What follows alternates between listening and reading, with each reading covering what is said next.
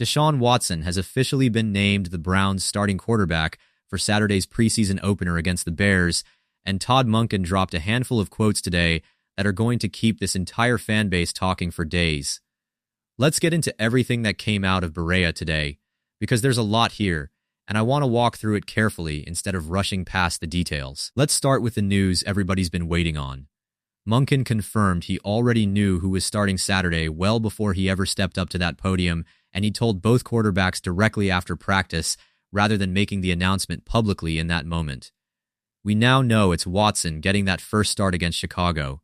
Monkin laid out exactly how the playing time will be structured too, and I think this part matters just as much as who's starting first.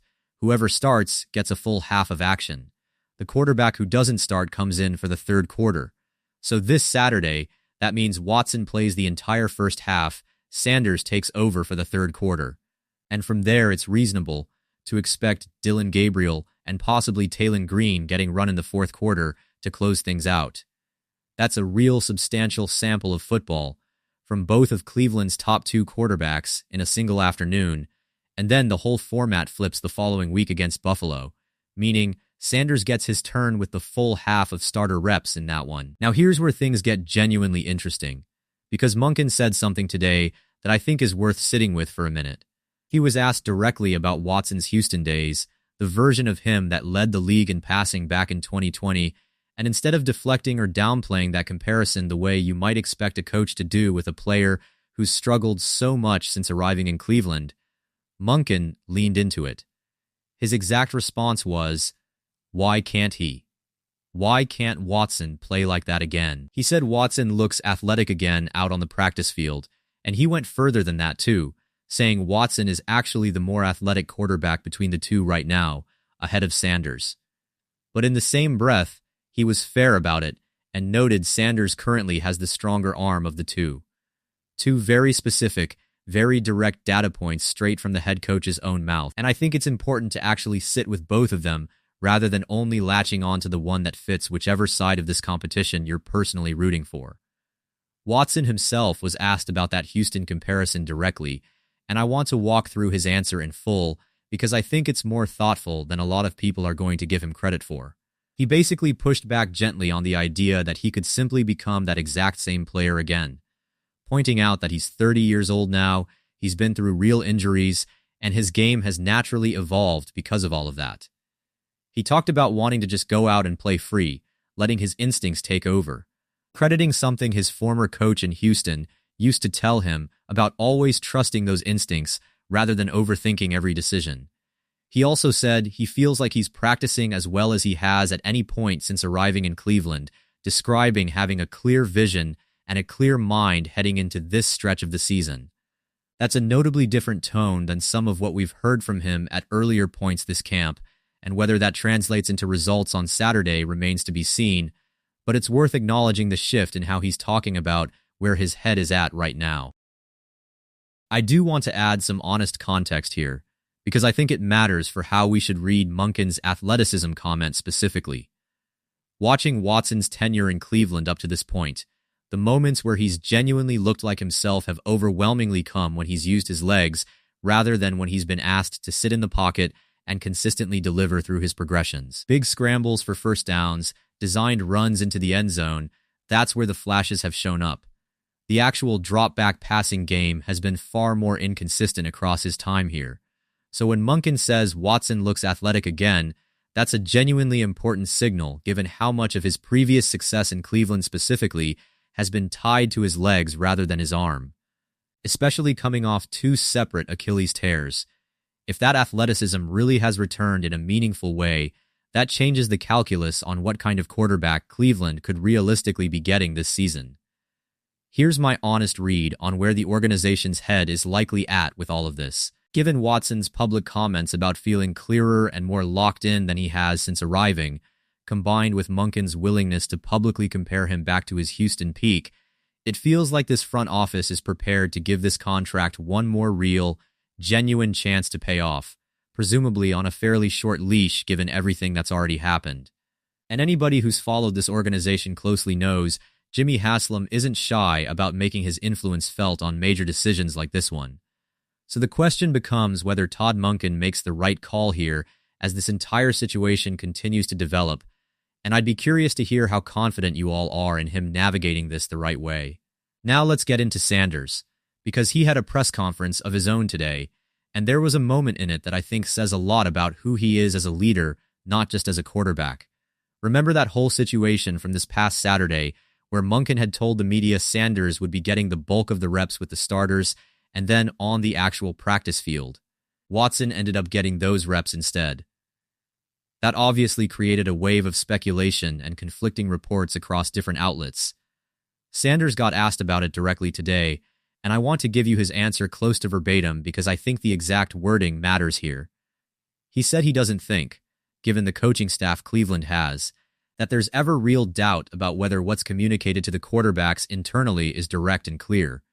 He said they were informed the right way, that there's never been a miscommunication between the coaches and the players, and he specifically said he doesn't appreciate it when something happens publicly and people immediately jump on the coaching staff for it, because that just creates unnecessary extra noise. He said he hopes everybody covering this team genuinely wants to see them win as a team, rather than manufacturing drama out of a rotational decision. I really respect that answer, and I think it's worth pointing out explicitly why. Ever since Sanders arrived in Cleveland, he's talked openly about wanting to help change the culture and the narrative around this franchise, about building a real winning environment. And here he is, directly and publicly pushing back on a media narrative that could have easily benefited him personally if he'd chosen to lean into it instead. He could have used that moment to throw his coaching staff under the bus, to suggest something shady had happened behind the scenes with his reps. Instead, he defended Monkin directly, said there was no real miscommunication, and made clear that the plan simply wasn't public information yet, which isn't the same thing as a problem. That's the kind of response that builds real trust with a coaching staff and a locker room. And it's a genuinely mature way to handle a situation that a lot of players in his position might have used to stir up sympathy or controversy instead. Let's talk about day 13 of camp more broadly, because there was real football worth discussing beyond just the news conferences. Both Sanders and Watson led successful 2-minute drives to close out Cleveland's final open practice before this preseason trip, which is a notable improvement compared to a rougher 2-minute session earlier in camp that was reportedly full of penalties and generally considered one of the tougher practice stretches this team has had all summer. And there's a real reason Monkin wants each starter to get a full half of preseason action specifically. Beyond just generic reps, he wants to see each of them operate in a live, real 2-minute drill situation against an actual opposing defense, not just their own teammates. Both quarterbacks delivering successful 2-minute drives today is a genuinely good sign heading into that first live test on Saturday. Now, I do have to bring up something that's becoming a recurring theme, and unfortunately it's not a positive one. Sanders threw a really nice deep ball down the sideline to Jeudy today, and Jeudy dropped it clean right through his hands. According to another account from someone actually at practice, that wasn't his only drop of the day either. The report suggests he dropped 3 separate passes in this one session alone. And look, at some point, one drop is just a drop. Something every receiver in this league deals with occasionally and works through. But when you've got repeated evidence of the same issue showing up practice after practice, that starts to look less like an occasional mistake and more like a real, identifiable pattern that this coaching staff has to seriously account for. So let's actually talk through the real question this raises, because I think it's worth exploring honestly rather than just cataloging the drops and moving on. Does Cleveland need to start exploring trading Jeudy? I know that's a significant question to raise, but hear me out on the reasoning. Drops like this are drive killers, plain and simple, especially for an offense that's still finding its rhythm and hasn't been generating a ton of explosive plays through the air on a consistent basis yet. You genuinely cannot afford a receiver dropping catchable passes at a high rate in that kind of situation, because every drop essentially erases a positive play the offense worked hard to create.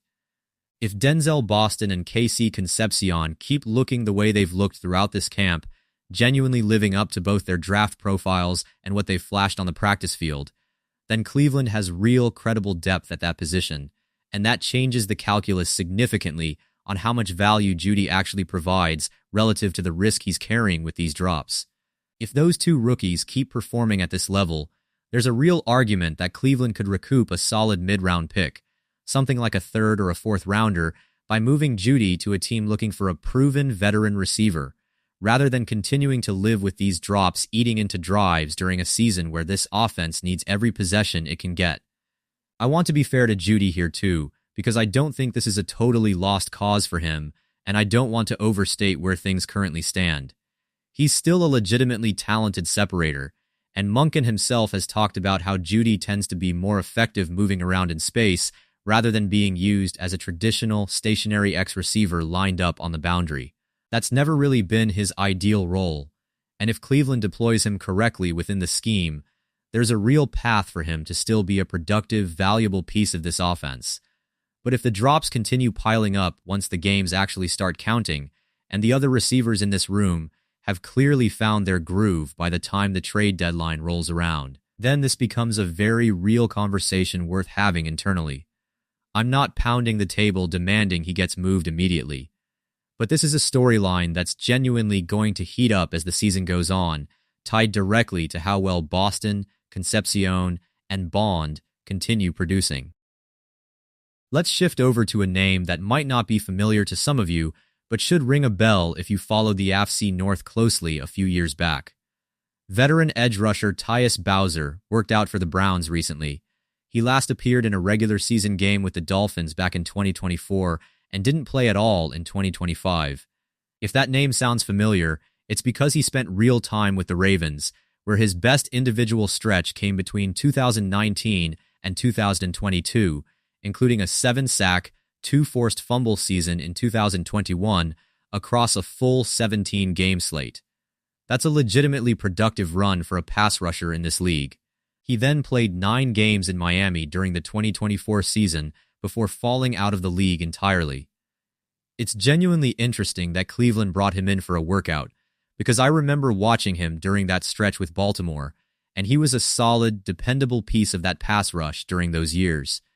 Whether this workout turns into an actual roster addition remains to be seen, but it's worth tracking given Cleveland's need for depth at that position, especially after moving on from Myles Garrett earlier this offseason. One more thing worth mentioning about how this coaching staff is operating heading into the preseason trip: Monkin is taking the team out to Chicago a day early specifically, with plans for a team dinner Thursday night before the actual preseason opener. Apparently, Cleveland had hoped to set up a joint practice with the Bears, similar to what's planned with Buffalo the following week, but the scheduling simply didn't work out this time around. Instead, this early trip is being used purely for team bonding and building chemistry heading into that first real test against outside competition. I genuinely like that approach from Monkin. It lines up with everything Sanders himself has said about this coaching staff being direct with players and genuinely investing in them individually.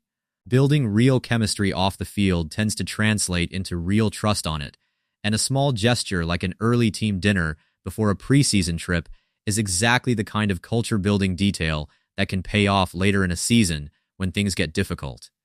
There was also a lighter, more human moment worth sharing from today. While Sanders was at his press conference, linebacker Quincy Williams walked over and jokingly asked him what his walk-up song would be, and the two of them shared a genuine laugh about it. Sanders, naturally, mentioned his own song by name as the obvious pick. Small moment, but it speaks to the overall energy building in that locker room right now.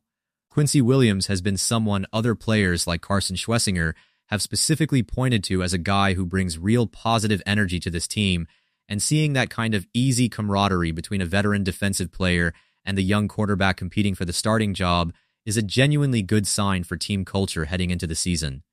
Stepping back and looking at the bigger picture here, I think this Browns roster is genuinely closer to real contention than a lot of national conversation gives them credit for right now. I'm not saying that to manufacture false hope heading into a season that's realistically still a year or two away from being a true Super Bowl caliber team. But when you actually look at the pieces in place across this roster on paper, the pass rush depth even after the Garrett trade, a receiver room that's flashing real talent across multiple names, a running game with real juice behind it, This feels like a roster that's building towards something real by 2027 or 2028, provided the quarterback situation and the offensive line continue trending in the right direction. Call it homerism if you want, but I think the foundation here is genuinely more solid than the win-loss record from recent years would suggest. So here's where everything stands as we head into Saturday. Watson gets the start against Chicago and a full half to show whether that Houston-level athleticism Monkin referenced publicly today is actually back for real. Sanders gets his third quarter opportunity to keep building on what's been a genuinely strong training camp overall. Both quarterbacks closed out this final open practice with successful 2-minute drives, which is a real positive sign heading into live game action. And the Jeudy drop situation continues to be a real ongoing storyline worth tracking closely as this receiver room sorts itself out heading into the regular season. I want to go back and spend a little more time on the Monkin comments about athleticism and arm strength, because I think that specific pairing of statements deserves a deeper look than just repeating them once and moving on. When a first-year head coach is willing to publicly rank his two competing quarterbacks against each other on two separate physical traits, that's not something coaches typically do carelessly in front of a live microphone. Coaches generally choose their words in these settings very deliberately, especially in the middle of an unresolved quarterback competition, because they know every single phrase is going to get dissected, clipped, and replayed by outlets exactly like this one. So when Monkin says Watson is more athletic right now and follows it up almost immediately by crediting Sanders with the stronger arm, I don't think that's an accident or a slip. I think that's a coach being intentionally transparent about exactly what each player currently brings to the table, effectively setting up the two traits that are going to define how each of them approaches Saturday specifically. Watson leaning into his legs and his overall movement in and around the pocket, Sanders leaning into arm talent and accuracy on tougher, more difficult throws. If that's genuinely how this plays out on tape once the lights are on this weekend, this preseason opener could end up being a really clean, almost textbook contrast between two very different styles of quarterback play, and that's going to make for fascinating film study regardless of who ultimately wins the job long term. I also want to touch on something Watson said that I skipped past a little too quickly earlier, because I think it deserves its own moment of attention. When he talked about wanting to just play free and let his instincts take over, referencing that advice from his old coach in Houston, that's a notably different mentality than what we've heard from him at various points earlier in his Cleveland tenure, where there's been more talk about mechanics, about rebuilding trust in his surgically repaired body, about simply managing the physical side of his comeback. Hearing him talk instead about instincts and freedom suggests he might genuinely be in a different headspace than where he's been for a while now. Whether that translates into results on Saturday is obviously the real test, but the tone shift itself is worth noting. Because quarterbacks who are still mentally guarding their bodies against re-injury tend to play noticeably differently than ones who fully let that guard down and trust their legs and their arm again without hesitation. Let's also think through what a strong Saturday specifically would mean for the rest of this quarterback competition, because I don't think either half by itself is going to fully settle anything, but it will absolutely shape the conversation heading into that following week against Buffalo.